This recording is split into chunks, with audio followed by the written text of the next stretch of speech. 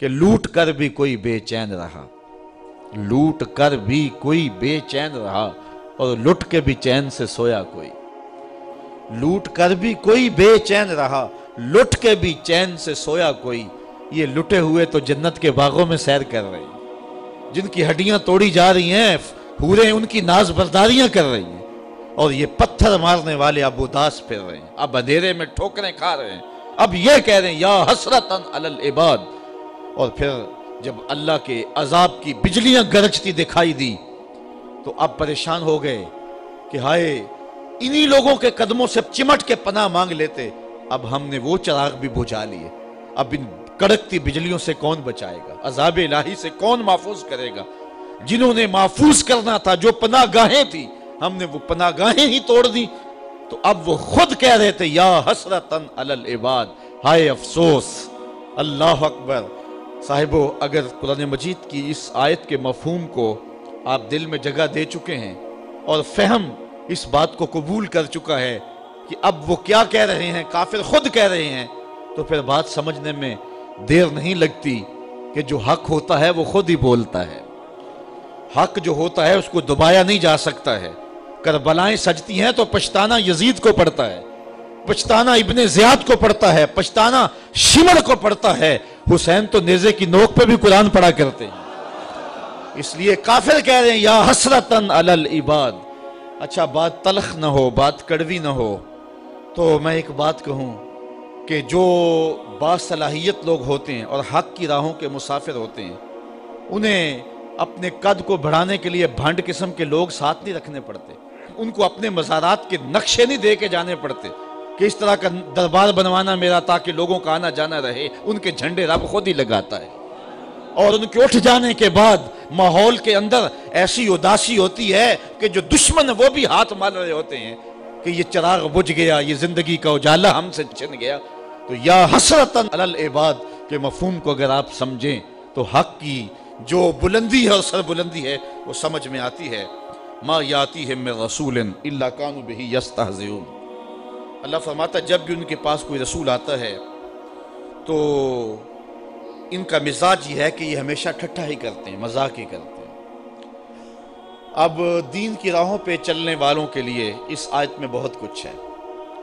کوئی یہ سمجھے کہ آتے ہوئے بھی پھول اور جاتے ہوئے بھی پھول، صاحب نہیں، یہ تو کانٹوں کی سیج ہے۔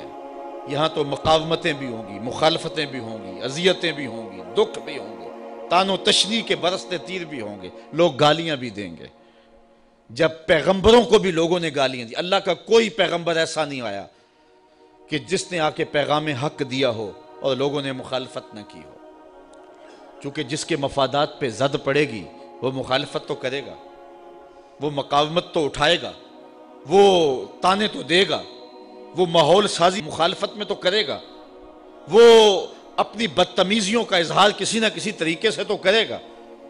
تو صاحب جب پیغمبروں کو بھی لوگوں نے معاف نہیں کیا ہے، جب پاک باز ہستیوں کو جو وحی کے اجالے لے کر کے آئے ان کو بھی گالیاں لوگوں نے دی ہے، تو آج اگر مبلغ راہ حق میں تکلیف سہتا ہے تو اسے ازردہ نہیں ہونا چاہیے، بلکہ اس بات پہ خوش ہونا چاہیے کہ میں بھی پیغمبروں کی سنت ادا کر رہا ہوں۔ مجھے بڑی اچھی بات آج بڑی دیر کے بعد یاد آئی۔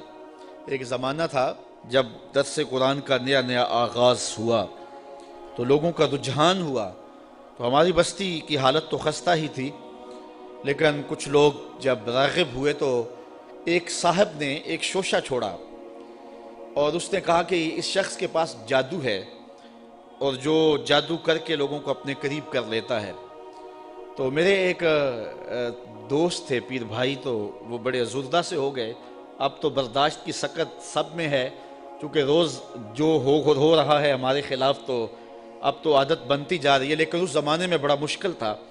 تو اس نے کہا جی فلاں نے آپ کو جادوگر کہا ہے۔ تو میں نے کہا اچھا، حضور کی یہ سنت بھی ادا ہوگی، چونکہ حضور کو بھی جادوگر کہا گیا تھا۔ میرے ایک استاد ہیں، وہ مجھے ایک دن آ کے کہنے لگے کہ کچھ لوگ کہتے ہیں کہ رضا ثاقب کے پاس تسخیر قلوب کا وظیفہ ہے، اور وہ صبح فجر کے وقت جب سورج چڑھا ہوا ہوتا ہے تو سورج کی جانب منہ کر کے پڑھتا ہے، اور اس کے والد صاحب نے اسے بتایا ہوا ہے، تو اتنے لوگوں کا جو ہجوم ہے اس کے پاس یہ اس وظیفے کی وجہ سے ہے۔ تو میں نے کہا استاد جی اگر آپ اجازت دیں تو اس مرتبہ مصطفی اجتماع میں وہ وظیفہ بتا ہی نہ دوں سب کو. تو میں نے ان کو کہا کہ میں اس مرتبہ بتاؤں گا. تو خیر مصطفی اجتماع کے اوپر جو کیفیت تھی تو بات ادھر نہ آ سکی اور میں وہ وظیفہ نہیں بتا سکا. تو چلو آج میں بتا دیتا ہوں.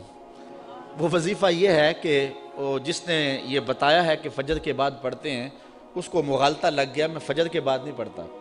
وہ وظیفہ شروع ہوتا ہے ظہر کے وقت اور ختم ہوتا ہے جا کے رات 2 بجے. اور وہ ایک جگہ بیٹھ کے نہیں پڑھنا پڑتا.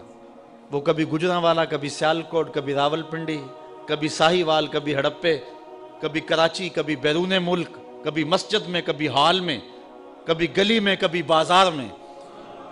اور وظیفہ پڑھنے کے بعد بس چپکے سے گھر لوٹ جاؤ. پھر کن انکھیوں سے نہ دیکھو کہ پیچھے کوئی خدمت کرنے والا آ رہا ہے یا نہیں آ رہا. اور پھر چپکے سے گھر چلے جاؤ، آرام سے سو جاؤ. 6 ماہ وظیفہ کر کے دیکھ لو، زمانہ تمہارے قدم بھی چومے گا. تو یہ آسان سا وظیفہ ہے، اسے کرو، محنت کرو. یہ ہے تسخیر قلوب کا وظیفہ. تو حق کی راہوں پہ چلو گے تو لوگ کیا کچھ نہیں کہیں گے. گالیاں بھی ہوں گی، بلکہ اب تو گالی سے بات گولی تک جا پہنچی ہے. پہلے لوگ اپنے نظریے کو منوانے کے لیے دلائل دیتے تھے، پھر ممبر و محراب سے گالیاں شروع ہو گئیں، اور اب تو بات گولی تک پہنچی ہے، خود کش دھماکے تک پہنچ گئی ہے. میرے نظریے کو نہیں مانتے، میری فکر کو نہیں مانتے تو میں خود کش دھماکے سے اڑا کے رکھ دوں گا تمہیں.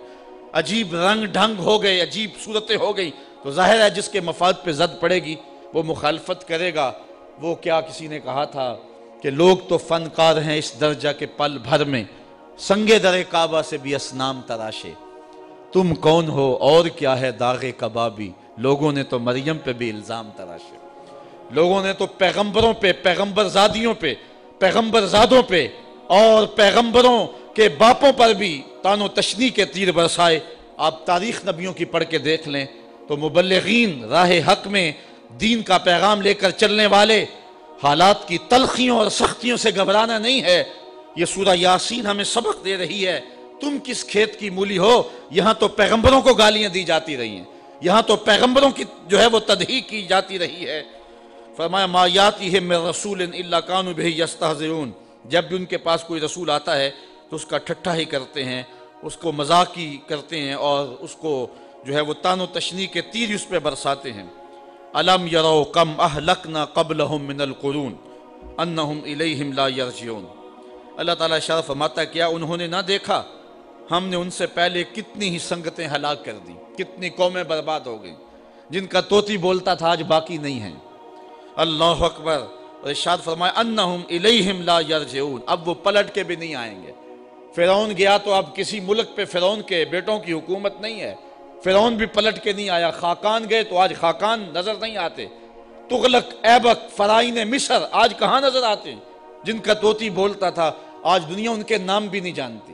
میں آپ سے پوچھتا ہوں، یہ میرے جو سننے والے لوگ ہیں ان کی چمکتی پیشانیاں اور ان کی روشن آنکھیں بتاتی ہیں کہ یہ باشعور لوگ ہیں. چونکہ یہاں آ ہی باشعور سکتا ہے، چونکہ میرے پاس نہ تو لچھے دار تقریر ہے، نہ کان پہ رکھ کر کے میں سر کھینچ سکتا ہوں. تو پھر ظاہر ہے جو ان مقاصد کے لیے آتے ہیں وہ ہماری مجالس میں تو نہیں آئیں گے. یہاں تو وہی آئے گا کہ جس کے سینے کے اندر جو ہے وہ جستجو کی روشنی ہے. یہاں تو وہی آئے گا کہ جو قرآن مجید کی تفہیم کا نور اور اس کے سمجھنے کا جذبہ سینے میں رکھتا ہے. تو تاریخ کے قاری بھی ہوتے ہیں اور علماء بھی، اہل دانش بھی، وکلاء بھی، ڈاکٹر بھی اور پڑھے لکھے سنجیدہ متین لوگ بھی. لیکن اس کے باوجود میں اتنے اس مجمع میں جو کہ انتہائی سنجیدہ اور متین اور سمجھدار طبقہ ہے، اگر میں آپ سے پوچھوں کہ جب حضور تشریف لائے تھے تو اس زمانے میں جس شخص کا طوطی بولتا تھا، سلطنت روم کا شہنشاہ، اس دور کا اوباما کہہ لیں، اس کا نام کیا تھا؟ تو کوئی تاریخ کا تازہ مطالعہ رکھتا ہو تو شاید وہ نام بتا دے، لیکن باقیوں کو اس کا نام یاد نہیں ہوگا. حالانکہ اس دور کا سپرمین، اس دور کا اوباما. اچھا اس دور کے کس